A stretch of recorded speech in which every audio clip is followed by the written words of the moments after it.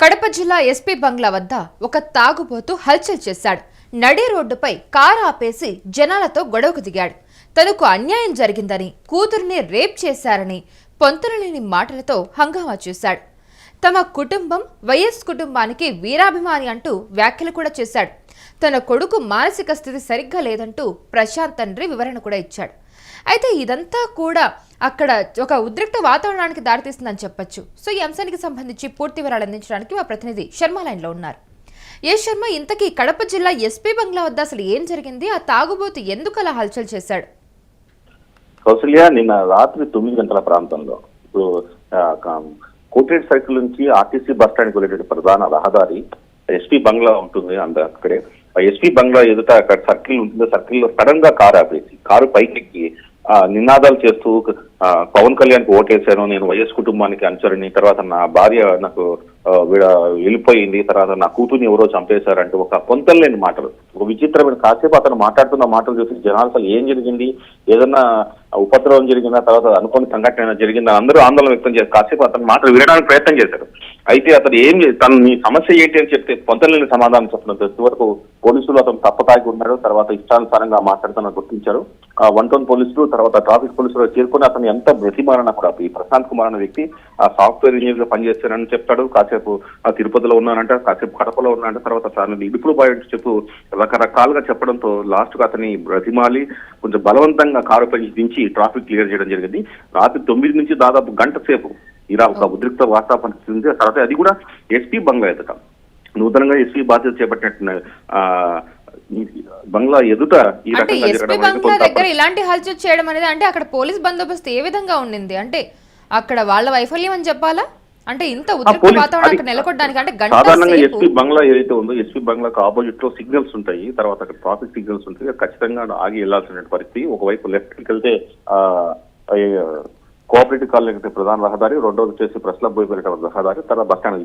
ఈ సర్కిల్ ఈ కూడల్లో ఖచ్చితంగా వెహికల్స్ ఆగాల్సి ఉంటుంది సిగ్నల్స్. ఆ సమయంలో కారు ఆగినప్పుడు వెంటనే అతను ఆపేసి దిగి ఈ రకంగా హల్చల్ చేస్తారు. ఎస్పీ బంగ్లాకు బయట ఎప్పుడు సెక్యూరిటీ ఉంటుంది. సెక్యూరిటీ వాళ్ళు ఇచ్చినటువంటి అలర్ట్ మేరకే 1 టౌన్ పోలీసులు హడావుడిగా అక్కడ వెంటనే రావడం జరిగింది, చేరుకోవడం జరిగింది. తర్వాత ట్రాఫిక్ పోలీస్ స్టేషన్ కూడా పూతవేడి దూరంలో ఉంటుంది. అతను వచ్చి చాలాసేపు సంజాయించారు.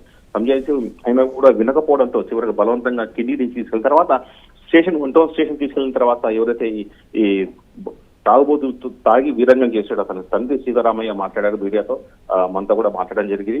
అతని మానసిక స్థితి సరిగా లేదు. తన భార్యను కొన్ని రోజుల కింద 3 ఏళ్ల క్రితం వదిలేసేది, విడాకులు తీసుకున్నారు. అప్పటి నుంచి తను మానసికంగా ఇబ్బంది పడుతూ తన ఉద్యోగాన్ని, సాఫ్ట్వేర్ ఉద్యోగాన్ని కూడా పోగొట్టుకున్నారు. ఈ విధంగా పిచ్చిగా వ్యవహరిస్తున్నారు, మాకు తలవంపులు చేస్తున్నాను, చాలా ఇబ్బంది పెడుతున్నారు, అతనితో మేము చాలా బాధపడుతున్నాం అనేటువంటి మాట చెప్పడం జరిగింది. కౌసల్య, ఎస్, ఆయన ఈ మాటల్లో అంటే ఇన్ని వ్యాఖ్యలు చేయడంలో కూడా నా కూతుర్ని రేప్ చేశారని చెప్పి ఆయన ప్రస్తావించడం జరిగింది. అందులో ఏమైనా నిజం ఉందా, లేదంటే ఏదంటే అది మాట్లాడేశాడు అక్కడ? అతనికి మానసిక స్థితి సరిగా లేకపోవడం వల్ల తన కూతురు ఉంది, తర్వాత భార్య ఉంది, అయితే విడాకులు తీసుకుని దూరంగా ఉంటున్నారు. దానివల్ల అతను పూర్తిగా డిస్టర్బ్ అయ్యి మానసికంగా ఒక రోగిగా తయారయ్యాడు. తర్వాత కొంతకాలంగా గత 2-3 సంవత్సరాలుగా ఇదే రకంగా బిహేవ్ చేస్తూ చాలా చోట్ల గొడవలు సృష్టించాడు. తర్వాత ఆ కుటుంబంలో కూడా కలహాలు తీసుకొచ్చారు. తర్వాత తమ్మును కూడా, తల్లిదండ్రులు మేము తమ్మును కూడా నిందిస్తూ ఇష్టానుసారంగా మాట్లాడుతున్నట్టు సీతారామయ్య చెప్పిన మాట చూస్తే కడప జిల్లాలో మానసిక స్థితి సరిగా లేనటువంటి యువకులు చాలా మంది ఉన్నారనే ఒక విషయాన్ని మనం చూసుకోవచ్చు. ఎందుకంటే ఇటీవల జరిగినట్టు ప్రతితో జరిగినట్టు హత్య కేసులు కూడా తల్లిని చంపడానికి ప్రధాన కారణం అతని మానసిక స్థితి సరిగా లేకపోవడం. ఇలాంటి ఘటన చూస్తే మనకు మానసిక స్థితి సరిగా లేని వాళ్ళ సంఖ్య ఎక్కువ ఉందేమో అనేటువంటి భయాందోళన కూడా వ్యక్తమవుతున్న పరిస్థితి అనిపిస్తుంది. Yes, exactly. అయితే మరి ఇతని మీద పోలీసులు ఎలాంటి చర్యలు తీసుకున్నారంటే అతనికి ఏమైనా ఇన్వెస్టిగేషన్ చేశారా మళ్ళీ పోలీసులు? ఎస్పీ బంగ్లా వీరంగం సృష్టించిన దానికి సంబంధించి న్యూసెన్స్ కేసు నమోదు చేశారు. తర్వాత అతను తప్పదాగి రోడ్డు మీద అల్లరి సృష్టించారు కాబట్టి దాని మీద కూడా కేసు నమోదు చేసి ఇన్వెస్టిగేషన్ చేస్తున్నారు. అయితే బంధువులు చెప్పినట్టు ప్రకారం అతని మానసిక స్థితి సరిగా లేదు కదా, కొంచెం జాగ్రత్తగా వ్యవహరించి అతని మీద కేసు అయితే నమోదు చేయడం జరిగింది. కౌసల్య, ఎస్, అతను కార్లో వచ్చాడా? అంటే తాగేసి మరి కార్ డ్రైవ్ చేసుకుంటూ వచ్చాడా? కారు రిపేర్కి ఇచ్చి ఉన్నాడు. రిపేర్ తీసుకుని ఇంటికి వెళ్తున్న క్రమంలో అతను అప్పటికే తాగి ఉన్నాడు. ఎస్పీ బంగ్లా కనపడగానే అక్కడ ఆపేసి అతనికి ఏ రకమైన ఆలోచన వచ్చిందో ఎవరికి తెలియదు. సడన్ గా ఎవరు ఊహించని పరిణామం.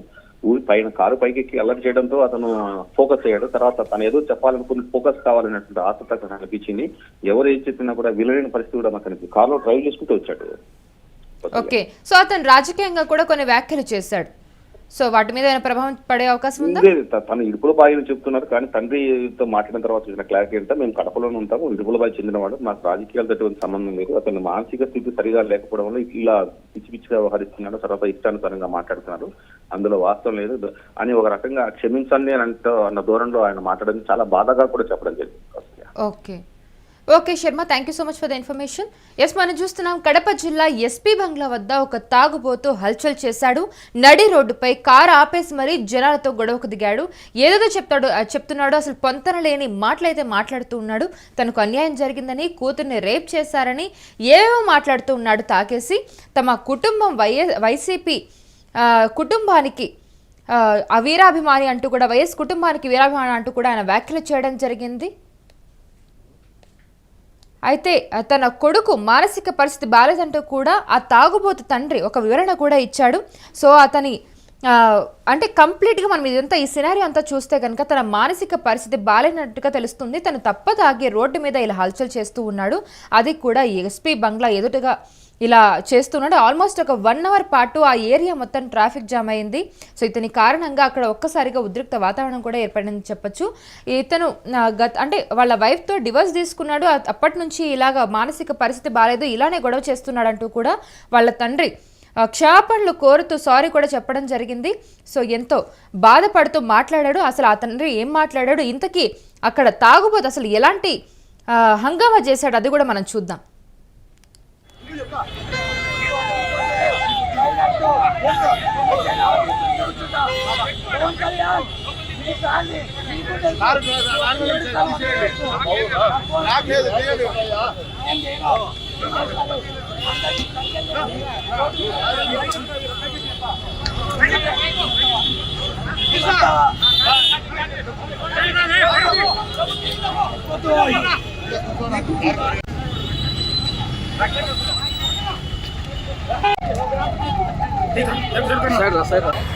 నాకు నిన్న రాత్రి నా బిడ్డనింది నాలా కాపాడే నిద్రలో ఫోన్ చేసేది అట్లా. ఎక్కడ ఏరియా చెప్పు టెన్షన్ పడకుండా చెప్పు, ఏం జరిగింది చెప్పు, నిదానంగా చెప్పు, ఏం జరిగింది చెప్పు, నీ పేరేం పేరు, ఎక్కడ ఏంది విషయం చెప్పు. మా నాన్నది విడుపులపాయ ఎండి ఉంది కదా, ఎండి పక్కనే మీసాల పుల్లయ్య మా అబ్బ, మీసాల వాళ్ళ మేము, మీసాల వాళ్ళ మేము. నేను సాఫ్ట్వేర్ ఎంప్లాయ్ బెంగళూరులో చేసుకుంటా ఉన్నాను. నాకు రీసెంట్ గా మా వైఫ్ కి నాకు గొడవ అయింది. గొడవ అయితే రాజకీయాలు డబ్బులు పెట్టినానని, డబ్బులన్నీ వేస్ట్ చేస్తానని అలా వెళ్ళిపోయింది.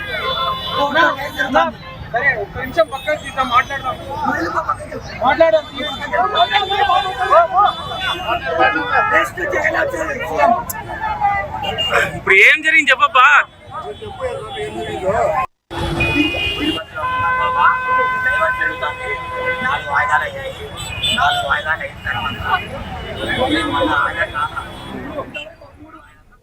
చూశారు కదా, ఆ తాగుబోతు తప్పదాగి అలా ఎస్పీ బంగ్లా ఎదుటే అలా వీరంగం సృష్టించాడు, హల్చల్ చేశాడు, ఏదేదో మాట్లాడుతూ ఉన్నాడు. నా భార్యకి నాకు గొడవైంది అంటున్నాడు, నేను సాఫ్ట్వేర్ ఇంజనీర్ అంటున్నారు. సో ఏదేదో మాట్లాడుతూ ఉన్నాడు. సో దీనికి సంబంధించి ఆ తాగుబోతు తండ్రి అంటే ప్రశాంత్ అతని పేరు, తన తండ్రి వివరణ కూడా ఇచ్చాడు. తన మానసిక పరిస్థితి బాలేదని, అందుకే తను ఇలా ప్రవర్తిస్తున్నాడంటూ కూడా తను ఎంతో భావోద్వేగానికి లోనై మాట్లాడడం జరిగింది. ఒకసారి తన తండ్రి ఏం మాట్లాడనేది మనం అంతా. కారు పెట్టి ఏదో చేసినాడంట, నాకేం తెలియదు. వాడు పిల్లదాని పెళ్ళాము వలన వాడు చాలా మెంటల్ వచ్చేసింది, వానికి మెంటల్ వచ్చి టెంటెట్ అయిపోయినాడు. వాళ్ళ భార్య వాళ్ళ అన్న లెక్క తీసుకున్నాడు, వానితో బాండు కానీ ఉంది, ఆ లెక్క ఇవ్వాలని వాళ్ళ భార్యనంటే ఆ భార్య పోయి ఇడాకులకు పెట్టింది. విడాకుల కోసము ఈడు నాకు పాప కావాలా, భార్య కావాలని మళ్ళీ ఈడంతా మెంటల్ చేసి మమ్మల్ని ఎట్టంటే తిట్టి అమ్మాయిని ఇది అయిపోయి మెంటల్ అయిపోయింది. దీనికి పౌతూరి అనంతపురంలో అంతా చూపించినాము. మా అల్లుడు కానీ అంతా చూపించి అన్నీ పంపించినాడు. మెంటల్ ప్రభాకర్ హాస్పిటల్ అన్నీ పంపించినాడు. ఆడ చూపించి ఈడికి వచ్చినాము. ఈడ ఏరైనా రాముడు అని వెంకటరాముడు అని ఆడికి పోయినాము. ఆడికి పోవాలంటే ఈడు లేక ఇక్కడంతా తిరుగుతుంటే వచ్చేసినాము మేము. ఈయన కోసం మేము తిరుగుతున్నాము. తాగడం అలవాటు ఏం లేదు. ఈడు ఇట్లా పాప కోసము పాప చచ్చిపోయింది, పెళ్ళం చచ్చిపోయింది అని ఏడుచామైన ఇది చేస్తున్నాడు. అంతా అల్లకొల్లారం చేస్తున్నాడు సార్. ఇది ఇతను ఇంజనీరింగ్ చదివినాడు, సాఫ్ట్వేర్గా చేస్తున్నాడు, పెళ్ళాం విడాకులు ఇచ్చినాడు, ఆ ఉద్యోగం పోగొట్టు వేసుకున్నాడు. చాలా ఇదిగా అయిపోయినాడు, మెంటల్ అయిపోయింది. సొంత ఊరు కడపే. అది రేపు లేదు, ఏం లేదు. వాడు ఆ మెంటల్తో వాడు ఇటు చేస్తున్నాడు. వాళ్ళు ఉండారు ఆ తిరుపతిలో ఫోన్ చేస్తారు. వాళ్ళ ఫోన్ నెంబర్ అందించిన మంజూస అనే ఆ పాప. ఏమి లేదు ఇవన్నీ అరేంజ్ మేము చేసిందే పెళ్లి.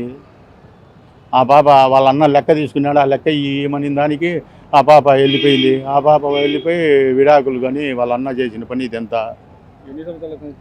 పెళ్ళి 3 ఏళ్ళు అయింది.